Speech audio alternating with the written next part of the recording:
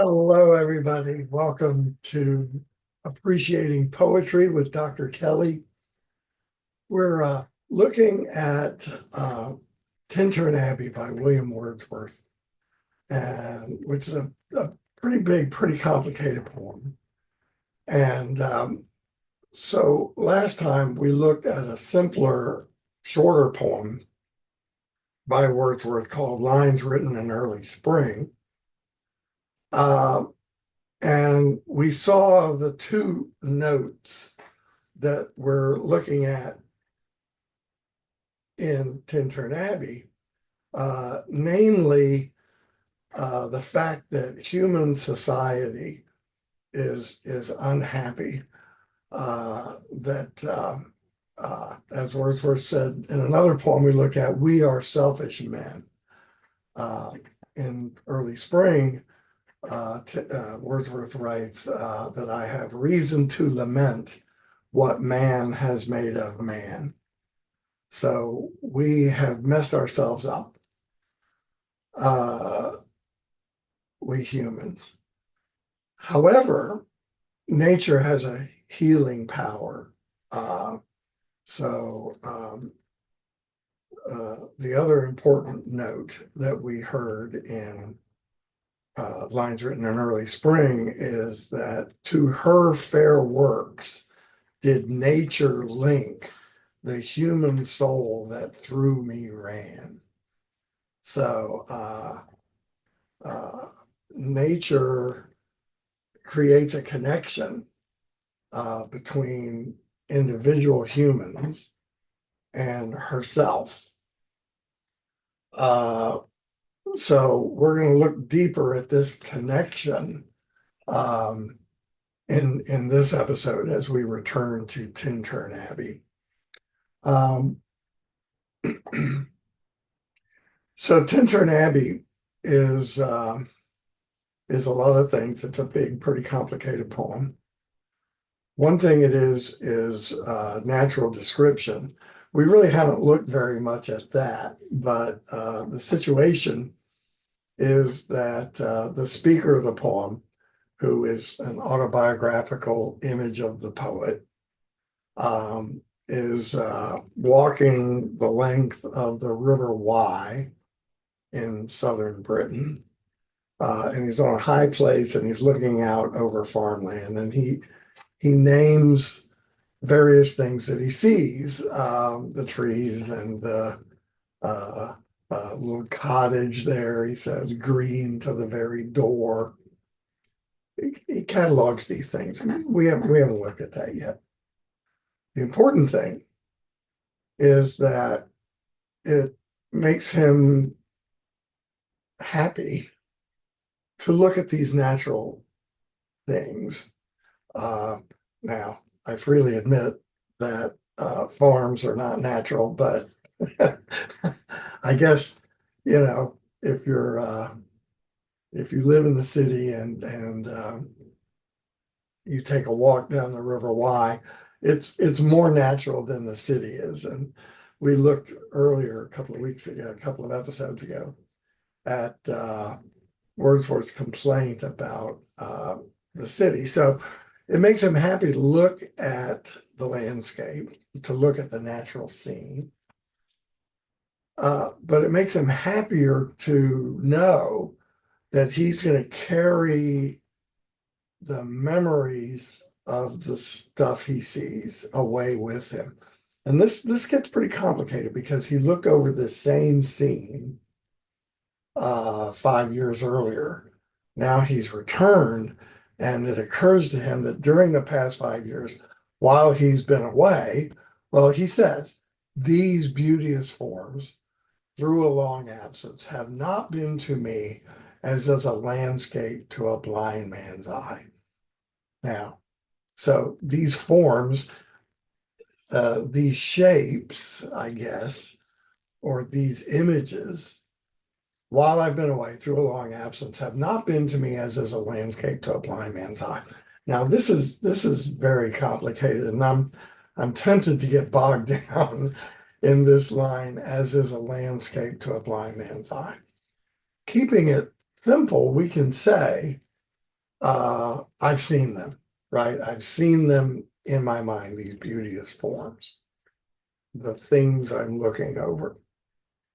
Now, I have to acknowledge the complications of this one line landscape to a blind man's eye.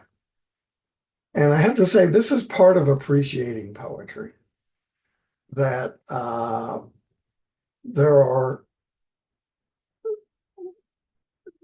elements of a puzzle to reading a poem. I mean, you're trying to, it's not decoding, but you're just trying to understand it, right? And the complication here is that uh, the word landscape, I guess in Wordsworth's use of it is ambiguous. Um, and ambiguity is just a fact of language. And so poets like to use the resources of language. So words can rhyme. That doesn't mean anything, but it's something that you can do in language.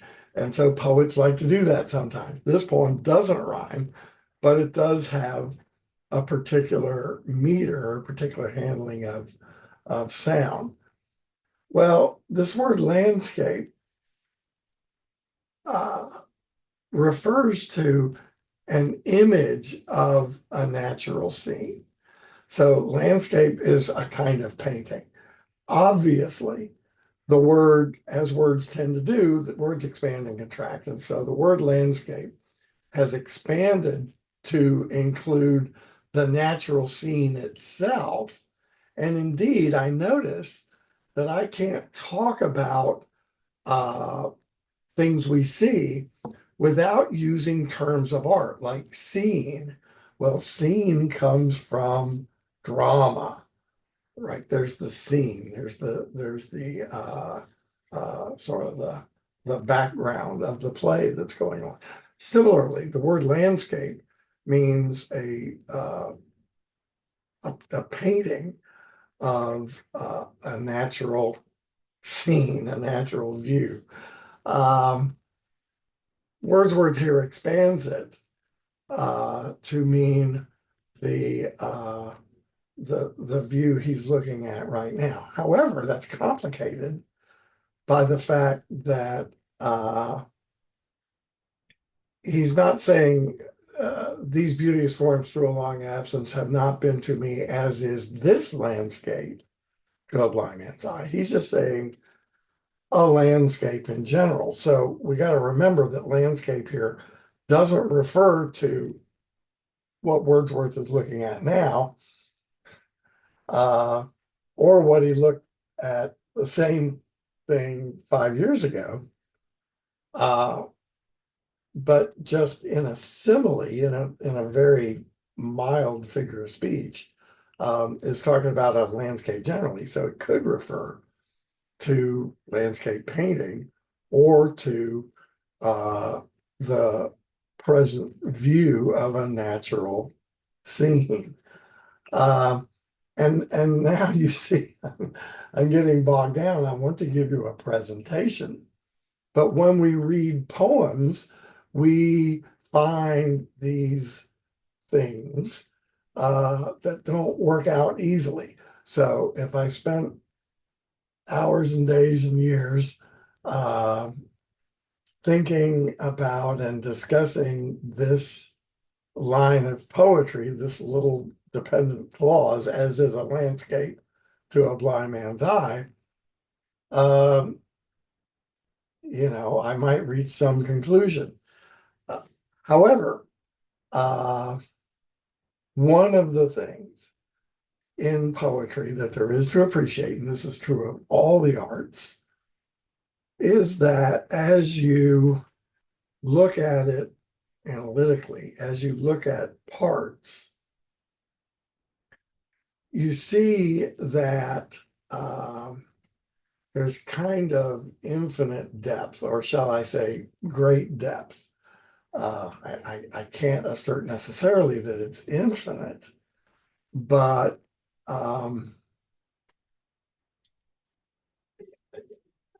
essentially, with this line, the problem is uh, uh, how what degree of figuration, how figurative is this line? So it's a simile which barely qualifies as a figure of speech. I mean, I can say quite literally that something is like something else. It's complicated by the fact that it's a negative simile. It hasn't been to me, as is a landscape to a blind man's eye. Uh, and how figurative are we supposed to understand blind man's eye? So I told you I was worried I was going to get bogged down in this line. And I have. Now, personally, I love getting bogged down. This is the kind of thing that gives me joy, that there's just this, you just uh it's just the arts, they're just the gift that keeps on giving. And one of the pleasurable things is that it doesn't just work out evenly. It's not an argument that's valid or invalid. It's an expression. And Wordsworth wants to say something like, I've carried these forms away with me, and they've done me a lot of good. However, he's a great poet, and he doesn't make that bland statement. That's not the statement he made. The statement he made, the sentence he wrote is, these beauteous forms through a long absence have not been to me as is a landscape to a blind man's eye. But then this sentence continues. But oft in lonely rooms and mid the din of towns and cities, I have owed to them in hours of weariness sensations sweet. So we talked about this earlier, that while Wordsworth is immersed in nature, or even sort of standing above nature as he is here, he's happy. We saw this in uh, uh, early spring. In a grove, I sat reclined, and he looks at the flowers and the birds, and he feels good.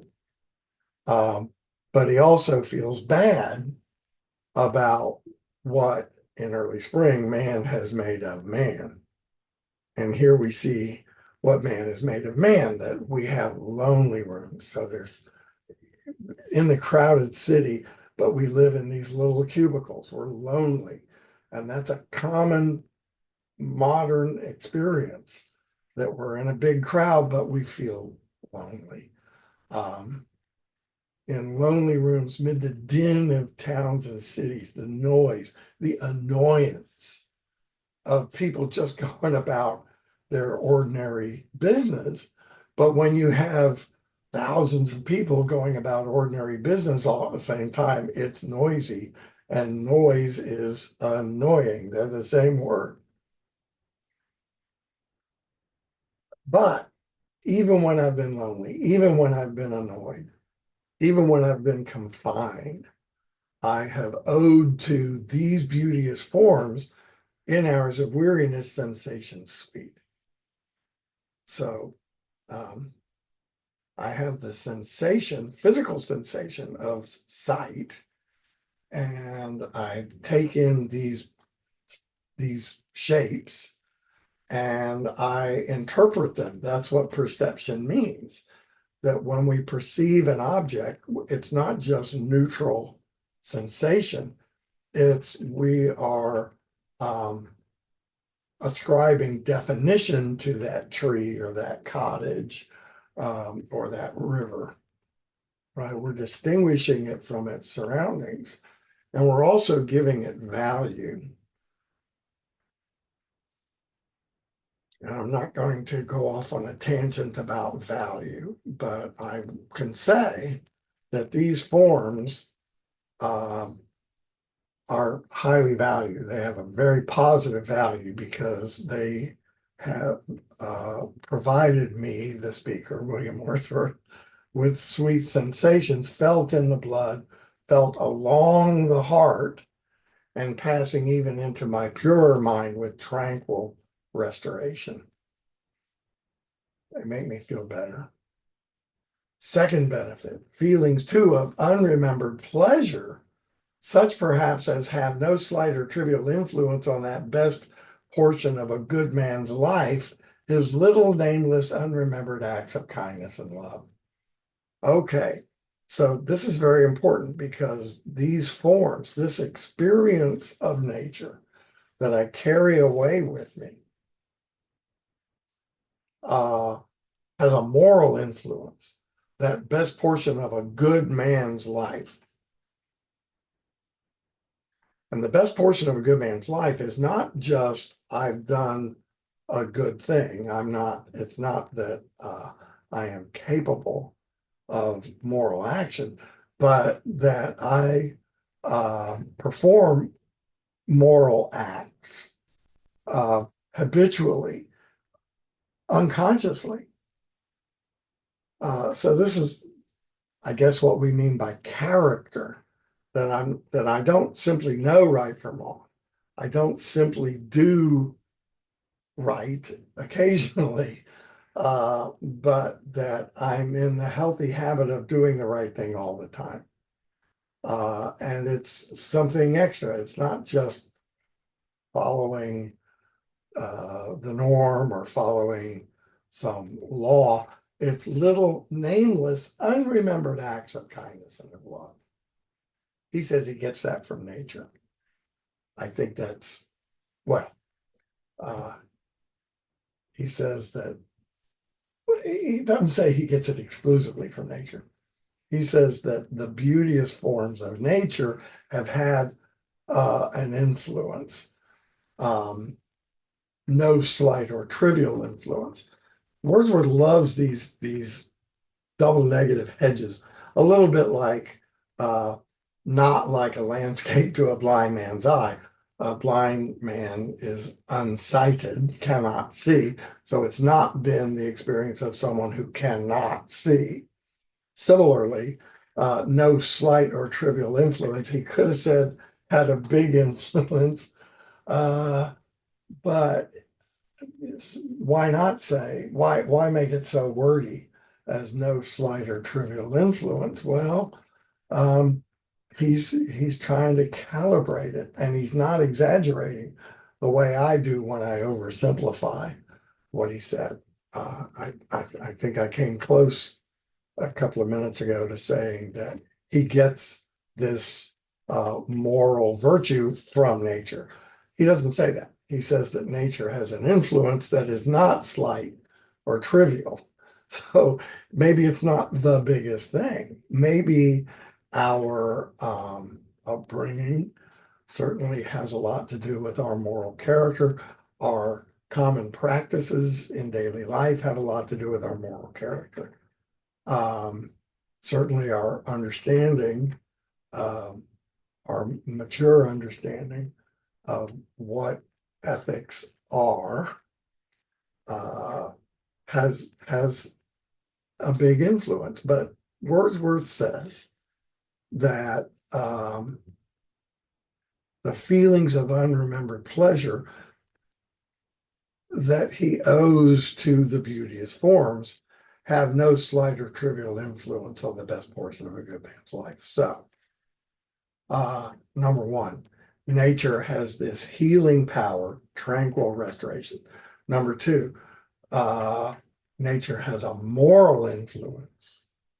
And then third, of aspect more sublime, I have owed to them another gift, that blessed mood that has a particular function that I'll get to in a minute. But first, I got to linger briefly over the word sublime. That's a that's a the problem with the word sublime is that well, it raises the problem of subject and object. Well, it's a little bit like the word beauty, and indeed, beauty and the sublime are often paired and often opposed to one another. Um, so let me digress about beauty a little bit, and then I'm going to digress about the sublime. Um,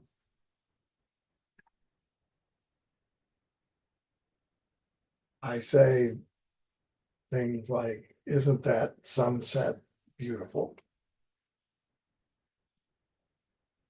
Uh, and so I want to say that there's something about the sunset that makes it beautiful, or rather, the beauty of the sunset is a quality of the sunset. And that seems relatively unproblematic. However, we have this expression, beauty is in the eye of the beholder. The eye of the beholder is the subjective world, the subjective dimension. What's in us, what's in our consciousness, what's in our experience. So this is a problem, and Wordsworth's moment in history, late 18th, early 19th century, was very concerned with this problem of the subject and object. In fact, way earlier in the 18th century, this poem was written in 1798.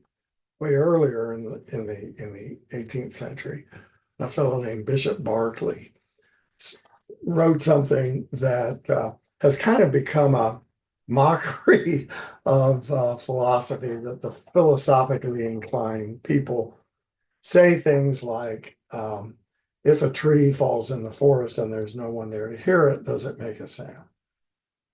Um, and what is sound? What is color? What is taste? See, these are sensations. So I know that sound is caused by vibrating particles. Um, I know that color is caused by wavelengths of light, but notice that insects see color differently from the way people see color. Uh, most mammals don't see color with the intensity that humans do. So color and sound and all of these things, they're subjective experiences. And so it is with beauty, that the beauty of the sunset seems unproblematically a quality of the sunset. But if no one sees the beauty, is the sunset beautiful? So I don't know how to answer that question. uh, and the sublime sort of ups the ante on the beautiful, because the beautiful is something pleasing. The sublime is also something pleasing, but it's got dread built into it. So uh, Wordsworth's moment in history, late 18th, early 19th century, they love the idea of the sublime. And indeed, this poem has something of the sublime, because the sublime is different from the beautiful. The sublime gives us a feeling of pleasing dread. So it's the feeling we get in high places, the feeling we get in enormous spaces, the feeling we get when we see lightning and hear distant thunder. Uh, Nature is beautiful, but nature also has her sublime dimension.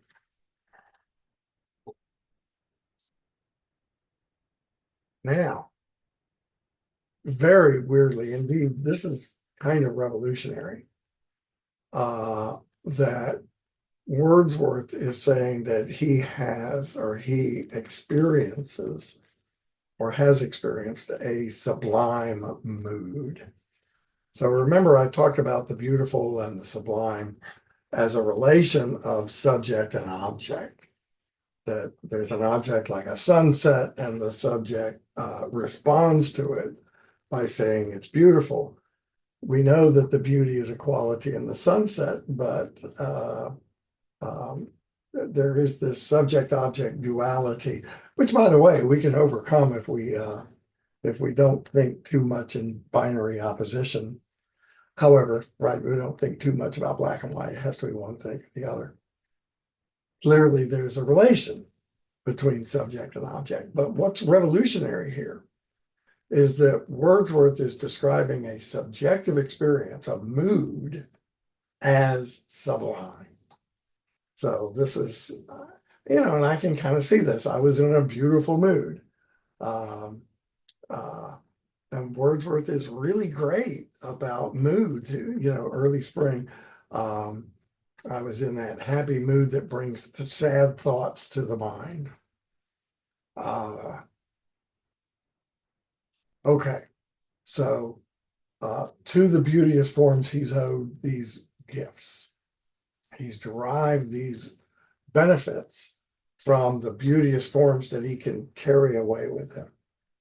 Uh, uh, First, this healing power, tranquil restoration. Second, this moral influence. And now, thirdly, this blessed mood, this sublime and blessed mood, blessed religious language, just like we saw in early spring. Nature's uh, uh, uh, uh, Wordsworth uses words like holy and heaven's plan. Here we have a blessed mood in which the burden of the mystery, in which the heavy and the weary weight of all this unintelligible world is lightened. We got to remember the tone that Wordsworth puts on the word world. The world is too much with us, late and soon getting and spending, we lay waste our power. So the world is not primarily for Wordsworth the world of nature. Primarily for Wordsworth, the world is what humans have made. There is the spontaneous natural world uh, prior to humans. However, humans have exploited nature, and in the process, humans exploit each other. We are selfish men, says Wordsworth in a poem that we looked at earlier. So the world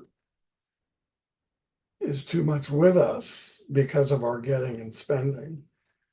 And so we've rendered the world unintelligible. We can't make sense out of the world because of the conflict of humans and nature. But to nature, to the beauteous forms of nature, I have owed um, uh, the gift of a sublime uh, and yet serene and blessed mood in which the affections gently lead us on. So our feelings guide us. Our positive feelings toward things, our positive dispositions toward things, affections, gently lead us on until the breath of this corporeal frame. So my breathing gets attenuated, gets reduced, and even the motion of our human blood almost suspended. My heart rate slows down, my blood pressure goes down. We are laid asleep in body. We enter a trance-like state and become a living soul. So we're already a living soul, right? But our body and the human world have sort of alienated us from our human soul. So when we can kind of turn the body down, Wordsworth is saying, or we just follow our affections and this phenomenon naturally follows, we become a living soul, while with an eye made quiet by the power of harmony, the power of harmony. So everything in nature fits together and harmonizes. Uh, and humanity can potentially live in harmony with nature and in harmony with ourselves. And I made quiet by the power of harmony and the deep power of joy, these positive affections. we see into the life of things. This is a very important line of poetry. This is a very important philosophical statement. This is a very important metaphysical statement. We, plural, lots of different people, see not something, but we see into something, see into the life of things, one life. That's very important. We, plural, see into the life, singular, of things, plural. So there's all sorts of objects, all sorts of things. Some things are animate, some things are inanimate. But Wordsworth claims here, this is a statement. This is a independent clause, a declarative sentence. We see into the life of things. So obviously the world is full of a number of things. The universe, the cosmos, everything exists. There are things. But these things are alive in that they all share one life.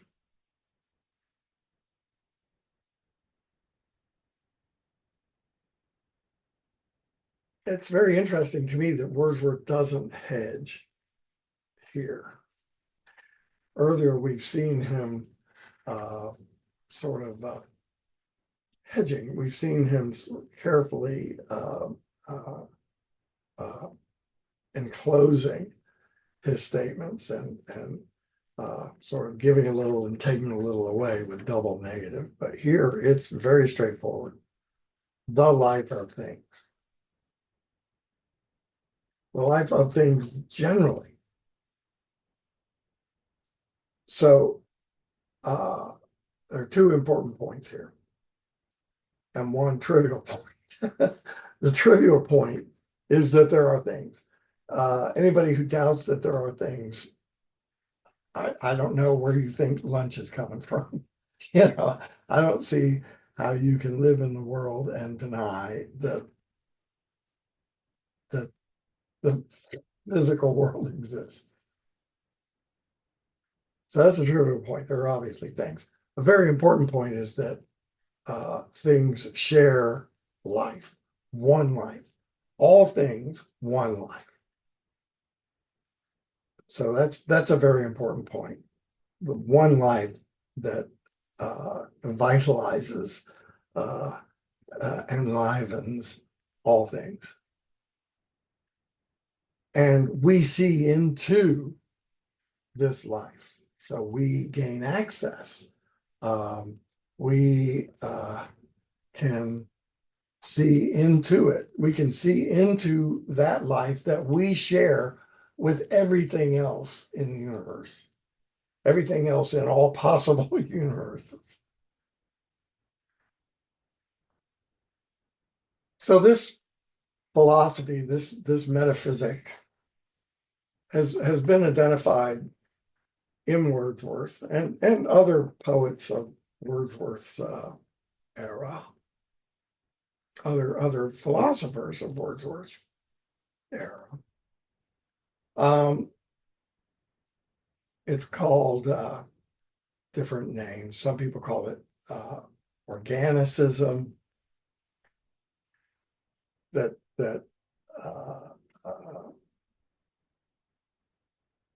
This idea that everything is alive, everything is organic, even that which appears to be inorganic, because it's all part of one life. It's called pantheism. Now, it's very significant that Wordsworth doesn't say this is God. His friend Samuel Taylor Coleridge will say this is God, but this is not a personal God, and it's certainly not the traditional God of monotheism.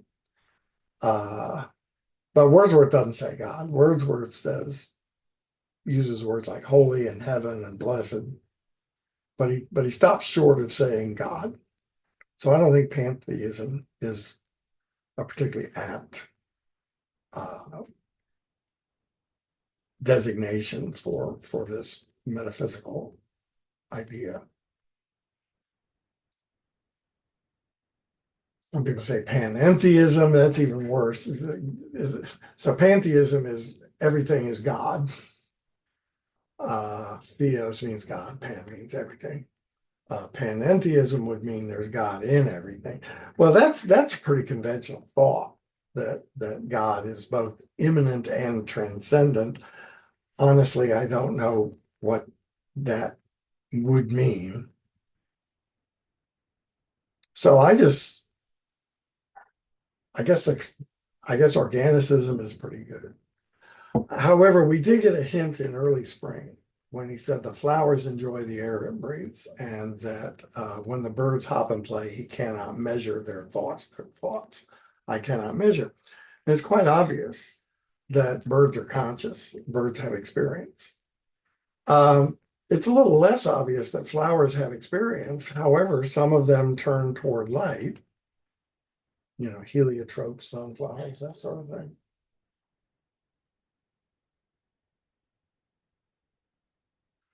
So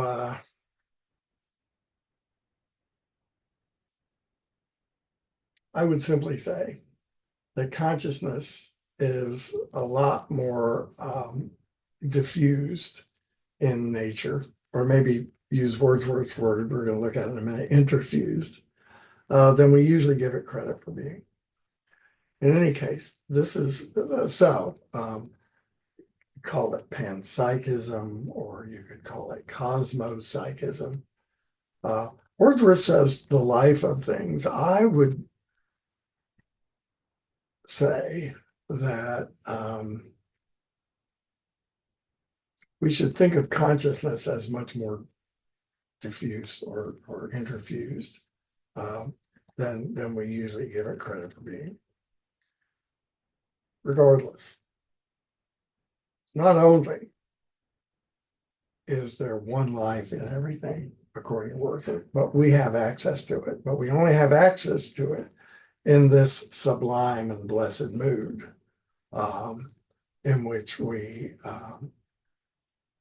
turn the body and bodily things down, reduce the influence of the human um, and quiet ourselves and experience harmony and joy, then we can see into the life. So it's not something that you're going to experience all the time. Okay. Now, here Wordsworth goes into more detail and more poetic detail. Very interesting, though, that it's very general. It's not like the catalog of objects that he's looking at. So he says, I have felt a present that disturbs me with the joy of elevated thoughts. Gosh, that's good. Just on the level of word choice, right? Disturbs me with joy, stirs me up, makes me, unsettles me, upsets me. That's a good thing. When joy sort of uh, rearranges your neural pathways, your habitual ways of being, I have felt a presence that disturbs me with the joy of elevated thoughts, a sense sublime. So this is that same sublime and blessed mood. Now it's focused more on the object than on the subjective experience. A sense sublime of something far more deeply interfused. I'll get to the more deeply interfused in a minute. A sense sublime of something far more deeply interfused, whose dwelling is the light of setting suns and the round ocean and the living air and the blue sky and in the mind of man.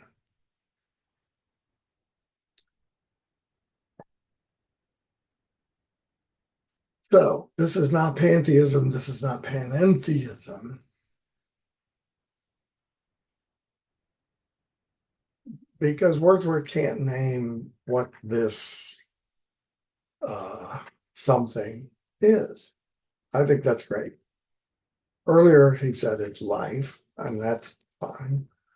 Um, but it's something far more deeply introduced. Now, there's a slight grammatical error, and we can say, in a 200 line poem, the poet might make a grammatical error, but I think there's an effect of this grammatical error. The grammatical error is called uncompared comparative. So when I say something is bigger or better, when I use a comparative term like that or more deeply, I have to say than what for it to make sense. But Wordsworth doesn't say than what. Far more deeply interfused than what? We don't know. However, I think by context we can figure out what it is, and that is that we tend to look at the surfaces of things, but and remember the surfaces of things. Remember, all of this comes from this idea that the beauteous forms through a long absence have not been, to me, as is a landscape to a blind man's eye. So forms, a very interesting word because it can mean the superficial shapes of things, but it could also mean forms in a more Platonic sense. I think I just used an uncompared comparative. For Plato, the bed is not a real bed, the bed we sleep in, because it has imperfections and it's not permanent. But the idea of bed, the form of bed is eternal. So these beauteous forms have not been to me as is a landscape to a blind man's eye. So here Wordsworth speaks of a sublime sense of something more deeply interfused than the superficial shape of things, more like the essential form of things. And this something dwells in the light of setting suns. That's my epitome of beauty. Uh, and the round ocean. Why does the ocean have to be round? I don't know. But Wordsworth and all good poets are great with coming up with a word that's unexpected. A round ocean. Listen, I can speculate. Why is the ocean round? Circles are perfect. Uh, I don't know. I don't know. But you know, uh, I don't know anybody who would come up with round ocean, but Wordsworth did. And the living air, that I can see, right? So air, you can't see it, but you can feel it move. Um, uh, and he's going to use the word motion in just a minute. The round ocean and the living air and the blue sky. It's almost cliche, but these are beautiful things. And in the mind of man. So we see into the life of things, and this presence is interfused in the mind of man. And what does the word interfused mean? Well, fused means joined, connected. But I mean, he could have just said fused, right? But interfused. So this thing lives, has its dwelling. Well, he says its dwelling is light, ocean, air, sky, and in the mind of man. So he sort of, when he gets around to the mind, we get this emphasis on interfusion, that it goes into something, just as we see into the life of things. Emotion and a spirit that impels all thinking things, right? So it drives thinking things. And remember, birds that hop and play are thinking things. and flowers experience pleasure that impels all thinking things, all objects of all thought. So this something drives thought, but it also, when we think about something. So it drives thought, and it also drives the object of thought, objects of thought, and rolls through all things. Okay, now, one last point, and this is a super complicated point, so I think I'm not going to go in depth.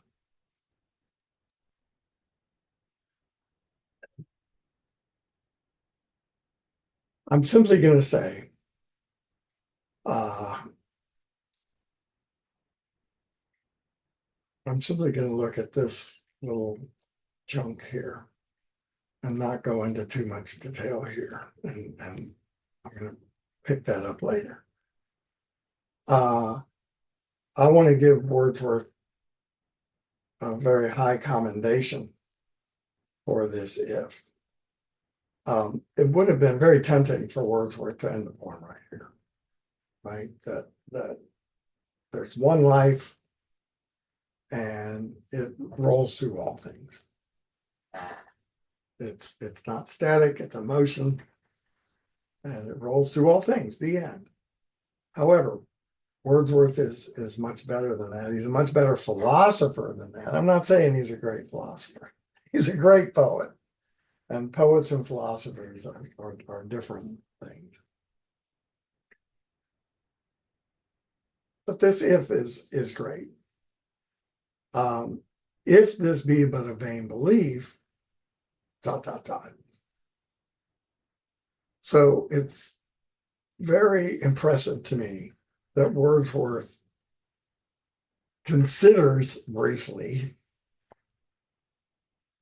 that he could be wrong. I could be wrong. This could be a vain belief, right? My belief may be in vain. And notice that we use the word belief when we're admitting the possibility that we're wrong. Now, later in the poem, and I think this is unfortunate, later in the poem, Wordsworth uses the word faith.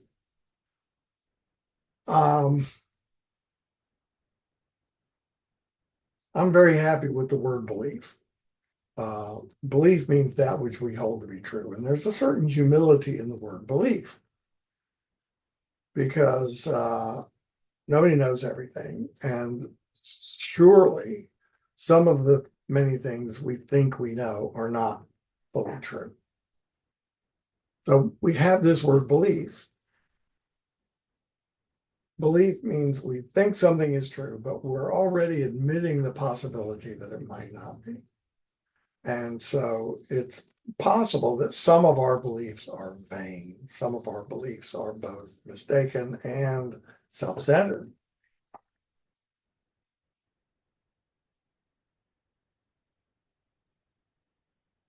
But Wordsworth doesn't make a conditional statement. He doesn't say this could be a vain belief. He says, if this is a vain belief, ... And I have to admit that Wordsworth doesn't complete the thought. Indeed, he suppresses the consequence of this as a vain belief. So how that works, I'm afraid, is going to be super complicated. So I think we should commend Wordsworth for using the expression vain belief. We should commend Wordsworth for putting it in a hypothetical statement. If this is a vain belief, then something bad, surely. But Wordsworth doesn't tell us what that consequence would be. So we're going to have to think about that later on. We're not going to do it in the next episode. In the next episode, we're going to look at a poem by Samuel Taylor Coleridge.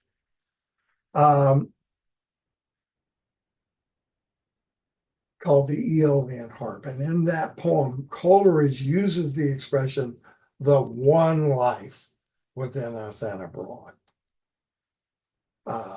So Coleridge shares this organicism, or this, I'm happy calling it cosmopsychism, that everything in the cosmos is uh, um,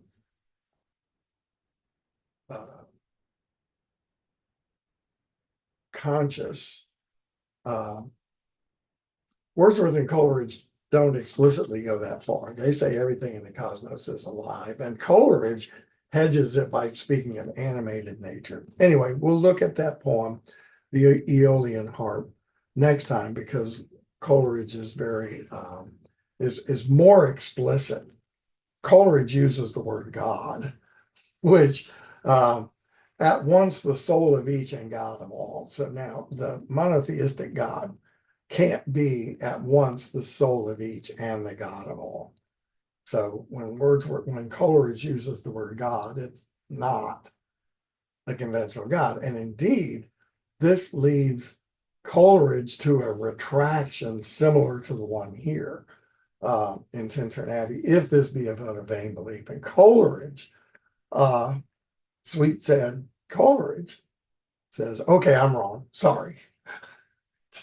It's kind of too bad. Um, but we'll look at that poem, the Aeolian harp, next time. And then we're going to come back to Tintern Abbey. And I want to talk about two more things with Tintern Abbey. I want to talk about this problem. This is a serious problem. If this be but a vain belief, dot, dot, dot, instead of if this be but a vain belief, then specific consequence. So we don't get that. That's a big problem. I also want to talk about the way Wordsworth talks about, well, the way Wordsworth describes the landscape. That's pretty important. Um, I think it's part of appreciating poetry that we do occasionally in poems get description. And this is a great descriptive poem, as well as being a great philosophical poem. So we'll look at that in later episodes. So you recall, my dear audience, that we spent several luxurious weeks with the Songs of Innocence and Experience from William Blake. And so we're spending several luxurious weeks with Tintern Abbey and some tangents off into early spring, and next time into the Aeolian harp. So I will see you next time, my friends. Thank you. Bye bye.